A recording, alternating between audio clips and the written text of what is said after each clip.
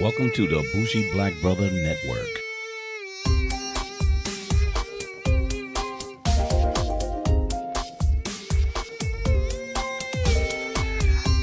Good evening and welcome to Fade the Black Cinema. I'm Michael, your Bougie Black Brother. And today I had the pleasure and opportunity to watch one new K-drama that was just released around October 20-something in Netflix. And if you didn't know what K-dramas are, is a Korean drama. And if I don't see the movies, I try to see one of the TV series. And this was one that came out recently that was a Netflix original, but it's called Black. And it was kind of odd. So when I saw the previews, I was kind of like, wow, seems interesting. But it takes some time. So these K-dramas really want you to see the complexities of what goes on in their political landscape, the suspenseful, the drama. And this one was a little more supernatural as well, which I thought was like really, really good because I don't get to see a lot of those. And when I do, it comes off really different. But this one was very interesting, and it's called Black. Here's the quick synopsis. A woman who has been seeing shadows of death all her life meets a cold-hearted Grim Reaper. Together they uncover many hidden secrets, all reaching down to a darker, evil secret hidden behind a grander cover-up of the countrywide tragedy. So this was weird. Because it starts off with a police officer. So a lot of these dramas are, cop-based, doing investigations and things in that manner. And then a young woman, either she's a cop or relating to the situation. And it started with a bumbling cop named Han Moo Gang. And he was a weak cop with a weak stomach, and he couldn't see blood, or he couldn't be around things, but he worked in a homicide squad. So you see him with the squad, a ragtag squad, that they went around doing things, but they were sort of like the rejects. So you get introduced to them, and then along the way we meet what's her name? Not Han Moo Gang. Her name is Kang Haram. So she was interesting. She's the young lady that for her life, she started seeing dark shadows of people that's going to die. So it was something weird that she was able to predict people's death. And, along the way, she found that her father was going to die because she saw those shadows, and her mother abandoned her because she saw something about them, and they don't tell you right away. That's why it's really intense, because it's 18 episodes. So you really got to take the time, because they're going to introduce you with certain things, and then it starts coming together, and you kind of like, wow, this is like really crazy. So anyway, they kind of meet up because she sees someone that's being killed. And most of her childhood and into her adult life, she would wear black sunglasses. And these dark sunglasses will take away the black images. So she wouldn't be able to see the black images of the shadows behind them. But when she has to take them off, she would see people who's going to die. And then as the series is going on, if she touch the actual black image, she would be able to see how they're going to die. So along the way, she was like, do I help or do I not? Do I avoid them or I don't? So these two characters wind up meeting each other, and they figuring out what's going on. And he finds that she's able to see it. But right in between there, which turns the story upside down, is the Grim Reapers. These some Grim Reapers that escort people back to the underworld, almost like in between heaven or hell. If you commit suicide or an unexpected death that you can't find your body, the Grim Reapers will take you someplace, and then from there they'll let you know if you're going further or not. But these Grim Reapers, most of them were humans that died unexpectedly or had some tragedy that was unknown, and they were cold. So the Grim Reaper 444 came, and he was trying to find his partner, because they usually come as partners of two. But his partner escaped and did not do what he needed to do, so he had to come back to Earth to find him. But along the way, he got into a person's body. So a lot of times these Grim Reapers can get into a body and become partially human in order to do certain things. And a lot of these Grim Reapers also wanted to be human because they were devoid of emotion, or some of them never knew that they were human. So once they got the experience of being human, they didn't want to go away. So it's a sort of a lot of different things from that. But what made this really interesting is, if you take away all the Grim Reaper stuff, it was a series of murders. It was a serial killer that was actually hired. And then there were a tape that people that you really didn't know at first, but it was exploiting young girls. So these pedophile guys, you didn't know who they were. You didn't know if they were big business. You didn't know they was political people. But there was a tape that people was trying to find out. And these big business people were trying to hide it or trying to acquire it. But along the way, there was people that was savagely being killed. And the young guy, Hanmu Gang, was working with the young girl Ram, and he happens to be doing his own research. And you won't find out in that until later in the series, but he was doing it for a reason. And part of his reason was who killed, who was he, who was he, who was the people that he dealt with.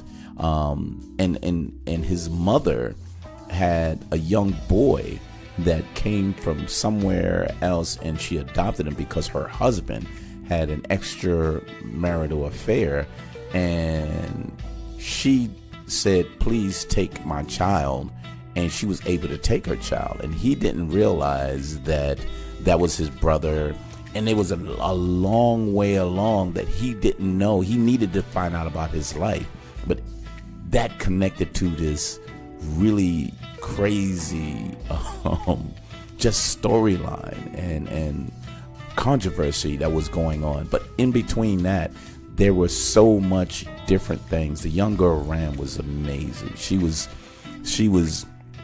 had a lot of energy. She was really spunky. She was smart, and she wanted to do the right thing.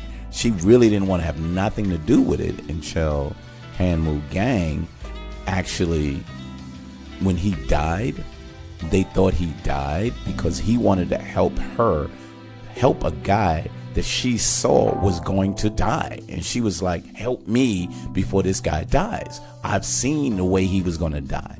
So come to find out, he replaced that guy because they changed the way everything went.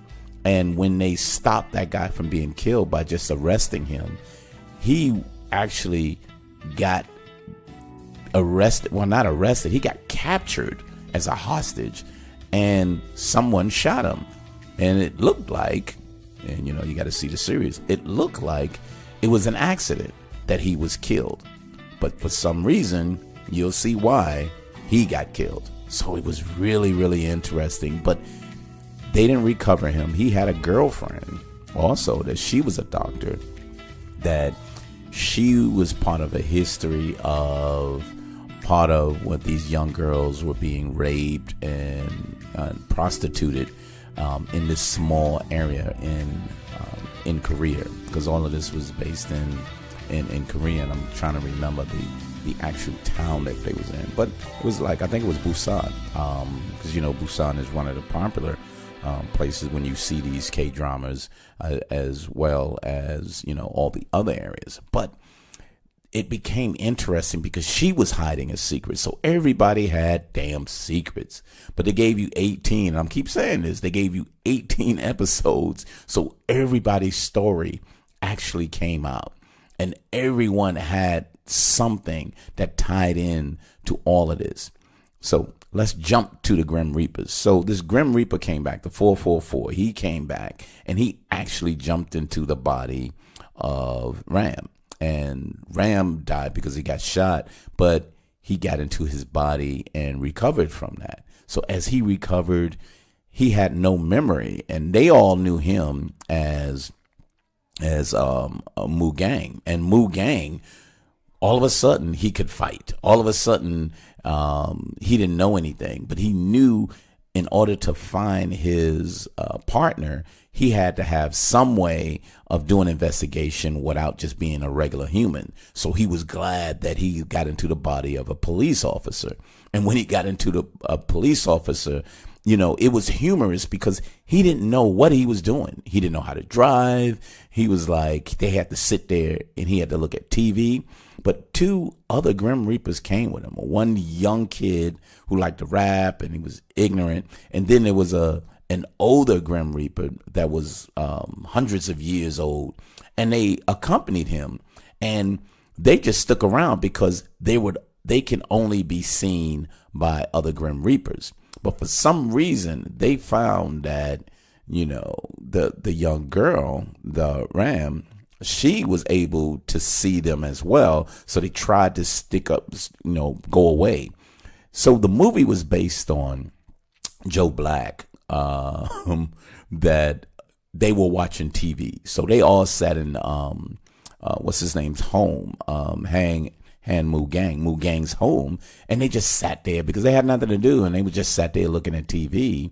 And they said, Brad Pitt, put this suit on, and you look like Brad Pitt, this black suit. And she wasn't able to see that he was a Grim Reaper because he wore black. So the black muttered out the fact that she could see the actual black smoke that was within them. And she would see if the black smoke was within a person, then they were a Grim Reaper. If the black smoke was on the outside of a person, that means they were ready to die. So she was beginning to understand that. And she really liked Mu Gang because she thought he was a childhood friend and not the Grim Reaper, because she really didn't know he was a Grim Reaper throughout this whole series. It was like really cool that they maintained that she just thought he was someone else. He just changed because he got shot in the head. And the fact that he got shot in the head, it was kind of like, oh, he's not going to be himself. His memory is going to be gone. And his mother was kind of like, well, I'm glad he didn't remember things because he was investigating certain stuff. And it went from there. But the way this movie, and I told you a lot of probably confusing things, but the acting was amazing. The storyline, you had to be really patient with it because they give you who the actual Grim Reapers were, and you find out who they were because they had something to do with what was going on as well. The actual people were relating to each other. The cops were being infiltrated by these business people. They hired a serial killer to kill people in order to shut this down and find a tape that showed what we thought, that showed that they was prostituting young girls. But it was something else. And it was a little more than what people thought. But if you tracked it, when they actually told you, you would say, wow, yes, it probably, I do get that. But you wouldn't pick it up quickly. You would pick it up and say, oh, okay, I get that. But it was a lot of these politicians, it was a lot of these business people that turned around and actually was having sex with these young girls. But you didn't lead to that. And then when you see the corruption of what was going on and people who agreed to be quiet, and then those people who went into hiding because they changed their name in order not to be involved in that. Young girls, some of them died. Some of them that was in charge of it, the serial killer went behind them and started killing all types of people. So it was a distraction of why these people are being killed, but yet there was an investigation going on. So it tied into so many different things. The complexity of this show was amazing. It was humorous in certain ways. It was brutal because some of the killing and the way people were being killed was just wow. It was real brutal. But the emotion from everything too, I really, really enjoy, because a lot of the K-dramas get you to see the romantic side of a lot of this without being sappy. It gave a good emotional feel to the way things were, as well as the drama. And it gave it enough time. The 18 episodes gave it enough time so it wouldn't dive into too much romanticism or too much drama or too much supernatural. It balanced it all the way through. So if you really sit down to actually check this show out, be patient with it, because it's not what you think it is. It's not presenting itself totally truthful, because the level of detail isn't all there. They only giving you so much until the investigation starts, because even the ragtag team, that's the cops, they got better because Mu Gang pushed them. And the Grim Reaper was the 444. He made them actually do better and be better and be involved in the investigation a lot deeper than they thought they were. And they was uncovering so much stuff that they were seeing him as a hero. And he was like, look, I just need to find my partner so I can get the hell out of here. But what made it funny was the longer he stayed within a human body, the more he could not do certain things as a Grim Reaper, because it was taking over. He was getting more emotional because he was cold. He was a cold Grim Reaper and didn't care about it because he was the best. The 444 guy, that's who he was. But as he stayed within his body, he became a lot more emotional, a lot more sympathetic, a lot more caring. And he didn't want that. He was getting these emotions and he was kind of like, what is going on? Why do I even care? But the longer he stayed in the body, the longer he became human-like. And one of the crazy thing was he's able to teleport. Long as he can go into an open door and come out an open door, he can teleport anywhere. But at times, because he was becoming more emotional and hanging out with Haram, she was getting him to a point, and he was losing his ability to teleport, and he was getting frustrated with that. Then he went out and brought a whole bunch of black suits too. So, and they would just call them, and that was black. So it was weird, because something just that simple was the name of the show, and it's worth seeing. It is the acting, the uplifting kind of thing to say, hey, look, if you stand up for something, it means a lot. It can mean more than what you think it is. It was really so good to actually check that out.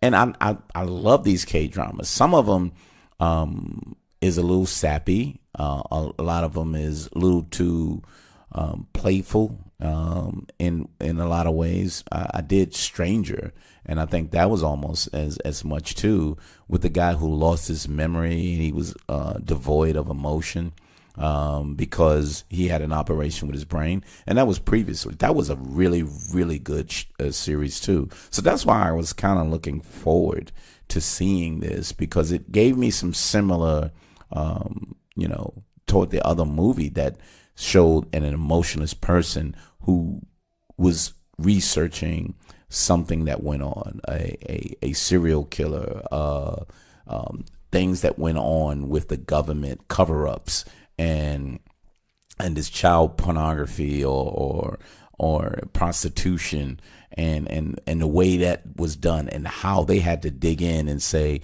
actually being a ragtag team, we can be better than that. And, it's just came out to be a really, really good show. So I'm without giving a lot more detail, because there's a lot going on in this show, but it's worth seeing. It is very worth seeing. And a lot of these characters, if you watch a lot of these K-dramas, you would see them. And if you see them, you would see that these characters has been in other shows and other movies. So they're worth, and you'd be like, oh, okay, I remember him, or I remember her. So really, really worth seeing. But it's called Black. It's on Netflix. It's 18 episodes. So I took a couple of days. I took them in like chunks of 5. And here's the thing. They're over an hour. So it's 18 plus hours, probably closer to 20 hours, because it's like 18, 20, some is 18. One is an hour and 10 minutes. One is an hour and 20 minutes. One is an hour, 7 minutes. So it's over 20 hours. So I tried to do between 4 and 5 a day, but I got through it, and it was worth getting through. And if you see the K-dramas that I look at, you'll see that this one was really, really enjoyable. So again, it's Black. It's on Netflix. Very worth seeing. I'm looking for the next one they put out, because they're selecting some quality stuff on Netflix when it comes to the K-dramas or the Korean drama series. But that's what I got. Fade to Black Cinema every Wednesday. You'll see us every Wednesday. We got TV shows, movies. We just saw a couple of movies that I'll put out there, but since I sit there and do all the Korean movies as well as Korean series or Asian movies, I'm the one that's kind of doing them on my own. But Alicia will be back for our next movie series, and we're checking out a couple of other TV series every Wednesday. Fade to Black Cinema on Twitter, and Fade to Black Cinema on all podcast downloads. And if you can't get it on Fade to Black Cinema, always try Bougie Black Brother or Bougie Black Bro, that you'll see the links to on Twitter and Instagram and YouTube. You'll be able to see most of these on Urban Lifestyle Cafe, because I didn't change that to the new show name, so they'll be sitting under there. But that would be under the Bougie Black Brother Network. So don't forget to check us out. And I appreciate you stopping by, and we'll see you next Wednesday on Fade to Black Cinema. Later.